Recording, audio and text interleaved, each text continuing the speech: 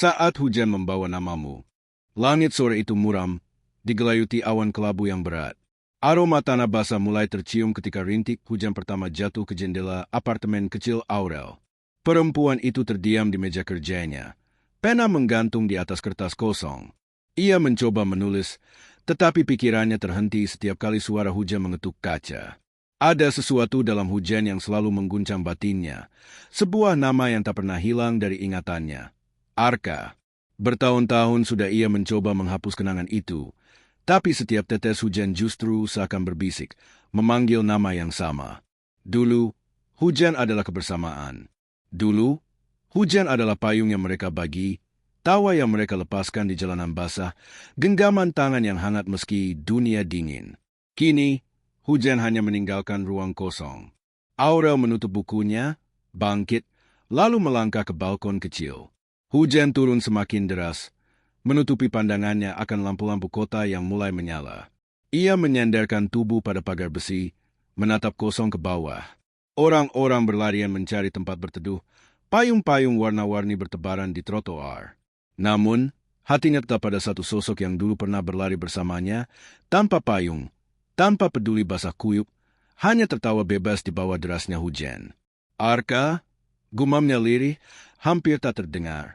Di dadanya, nama itu masih menetap. Meski waktu berusaha menjauhkan, meski jarak sudah memisahkan, hujan selalu datang membawa namanya kembali. Hujan semakin deras saat Aurel memutuskan turun ke jalan.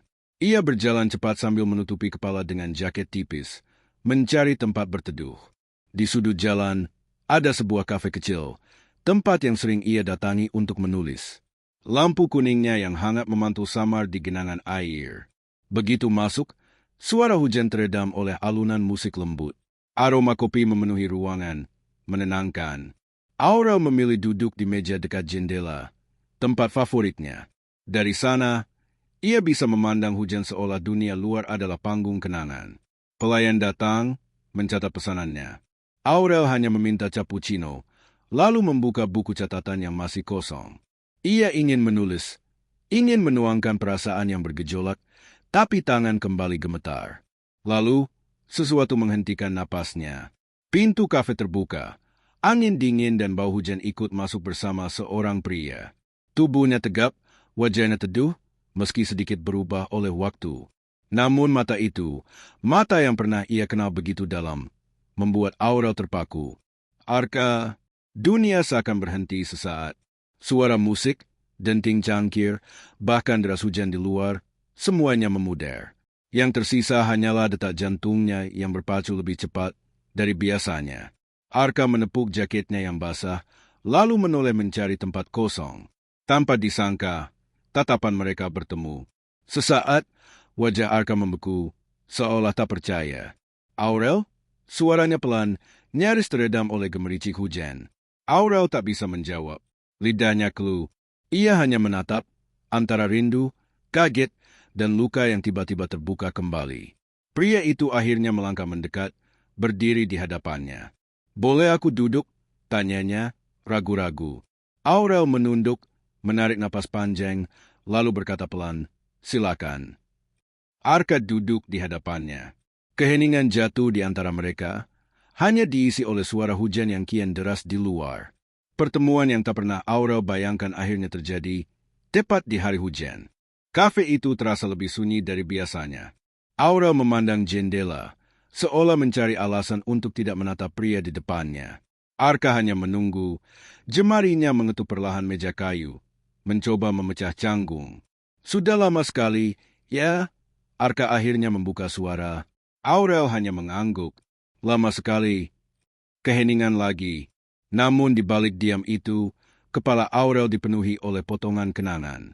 Ia teringat hari-hari mereka pulang sekolah bersama, berjalan kaki di bawah hujan. Arka yang selalu rela membuka tasnya hanya untuk mengeluarkan payung kecil, lalu malam mereka berdua tetap basah kuyup karena payung itu terlalu sempit. "Kenapa kamu selalu suka jalan di bawah hujan?" tanya Aurel kecil dulu, sambil menggigil. "Karena kalau ada hujan, nggak ada yang bisa lihat kalau aku lagi nangis," jawab Arka sambil tersenyum tipis. Aurel mengingatnya begitu jelas, seakan baru terjadi kemarin. Ia kembali menatap Arka di depannya, Wajah itu kini lebih matang. Ada guratan lelah, namun tetap dengan sorot mata yang sama. Dalam menyimpan sesuatu yang tak mudah diucapkan. Masih suka hujan? Tanya Aurel tiba-tiba, setengah sinis. Arka terdiam, lalu tersenyum samar. Selalu, apalagi, hujan selalu mengingatkanku padamu. Kata-kata itu membuat dada Aurel sesak. Ada bagian dari dirinya yang ingin tersenyum. Namun ada pula luka lama yang perih kembali terasa. Ia mencoba menahan diri, menutup buku catatannya dengan cepat. Arka, aku nggak menyangka ketemu kamu lagi, apalagi di sini. Aku juga. Dunia ini memang aneh, ya? Kadang sengaja mempertemukan orang-orang yang sudah terlalu lama berusaha saling melupakan. Aurel menunduk. Ia tidak ingin Arka melihat matanya yang bergetar karena emosi. Namun, di dalam hatinya, kenangan masa lalu sudah mulai merambat lagi. Seperti air hujan yang masuk lewat celah kecil, tak bisa dibendung. Pertemuan ini bukan sekadar kebetulan. Bagi Aurel, ini adalah hujan yang membawa kembali jejak masa lalu, entah untuk sembuhkan luka, atau justru membuatnya semakin dalam. Aurel menatap cangkir cappuccino yang sudah dingin. Jemarinya gemetar memutar sendok kecil. Ia tak tahu harus mengatakan apa. Semua terasa asing sekaligus familiar. Arka menghela napas panjang. Aku tahu, kamu pasti banyak pertanyaan. Kenapa aku tiba-tiba pergi waktu itu? Kenapa tanpa pamit, tanpa kabar? Nada suaranya rendah, seperti mengaku salah. Aurel mendongak, menatapnya dengan sorot mata yang menyimpan begitu banyak perasaan. Pertanyaan itu sudah terlalu lama aku simpan. Arka, suaranya bergetar. Setiap malam aku bertanya, apa aku begitu tidak berarti buatmu sampai kamu pergi tanpa kata? Arka terdiam, tatapannya jatuh ke meja, seakan mencari jawaban di serat kayu. Lalu perlahan, ia berkata, aku enggak punya pilihan, Rel. Waktu itu, keluarga aku hancur. Ayahku sakit keras, ibu harus menanggung semua, dan aku harus pergi ikut paman di luar kota. Semuanya begitu cepat. Aku bahkan gak tahu bagaimana harus berpamitan padamu. Aurel tersenyum miris. Jadi, lebih mudah buat kamu menghilang daripada bilang apa adanya? Kalau aku bilang, apa kamu bisa terima? Aku takut kalau aku pamit, kamu akan menahanku. Dan aku gak punya pilihan untuk tinggal. Kata-kata itu membuat dada Aurel terasa sesak. Bagian dirinya ingin memahami, tapi bagian lain terluka terlalu dalam. Aku menunggu. Arka, katanya pelan, air matanya menetes meski ia cepat-cepat menghapusnya. Aku menunggu lama sekali. Setiap kali hujan turun, aku selalu berharap kamu datang. Tapi yang ada cuma sepi. Cuma kenangan yang makin nyakitin. Arka menatapnya, mata pria itu berkaca-kaca. Aku minta maaf. Rel, aku salah. Aku pengecut. Hening kembali. Suara hujan di luar kafe bagai musik latar dari pertemuan yang penuh luka ini. Aurel menarik napas dalam. Kamu tahu, pertemuan ini membuka lagi semua luka yang sudah susah payah aku tutup. Aku nggak tahu harus marah, senang, atau justru berharap lagi. Arka menggenggam tangannya, hangat meski membuat hati Aurel bergetar hebat. Mungkin hujan ini yang kasih kita kesempatan kedua. Kalau kamu mau. Aurel menatap genggaman itu. Jiwanya berperang, antara ingin percaya atau kembali menutup hati. Hari-hari setelah pertemuan itu, Aurel tak bisa berhenti memikirkan Arka. Awalnya ia berniat menghindar, tapi entah bagaimana, hujan selalu mempertemukan mereka. Suatu sore, hujan turun deras saat Aurel pulang dari toko buku. Payung kecilnya tertiup angin, nyaris terbalik. Saat ia berusaha menahannya, sebuah payung hitam besar tiba-tiba terbuka di atas kepalanya. Aku tahu kamu pasti nggak bawa payung yang benar. Suara itu muncul di sampingnya. Aurel menoleh, Arka berdiri di sana, basah kuyup tapi masih sempat tersenyum. Kamu ngikutin aku, ya? Tanya Aurel, separuh menggoda, separuh curiga. Arka terkekeh. Enggak, mungkin cuma hujan yang selalu ngarahin kita ketemu. Mereka berjalan berdampingan di bawah satu payung. Jalanan licin, lampu-lampu toko berkilauan dalam genangan air. Aurel sesekali menunduk, menyembunyikan senyum yang tak bisa ia tahan. Ada rasa hangat yang dulu ia kira sudah mati, kini mulai tumbuh lagi. Di kafe yang sama, mereka kembali duduk bersama. Tidak lagi setegang pertemuan pertama. Kali ini, obrolan mengalir tentang pekerjaan, mimpi yang tertunda, bahkan tentang hal kecil yang dulu pernah jadi rahasia mereka. Masih suka nulis puisi waktu hujan? Tanya Arka sambil menatap cangkirnya. Aurel tersenyum tipis. Masih? Bedanya, dulu puisinya tentang harapan. Sekarang, lebih banyak tentang kehilangan. Arka menatapnya lekat. Kalau gitu, semoga aku bisa bikin puisimu berubah lagi jadi tentang harapan. Kata-kata itu membuat dada Aurel bergetar. Ia ingin menolak, ingin berkata bahwa semua ini hanya nostalgia, tapi di balik tatapan Arka ada ketulusan yang tak bisa ia abaikan.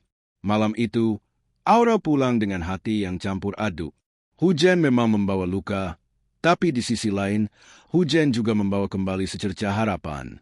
Suatu malam, Aurel duduk di balkon apartemennya, menatap hujan yang jatuh deras. Pikirannya penuh dengan senyum dan kata-kata Arka beberapa hari terakhir. Hatinya mulai goyah. Apakah ini kesempatan baru? Ataukah hanya jebakan nostalgia? Ponselnya berbunyi. Sebuah pesan masuk dari sahabatnya.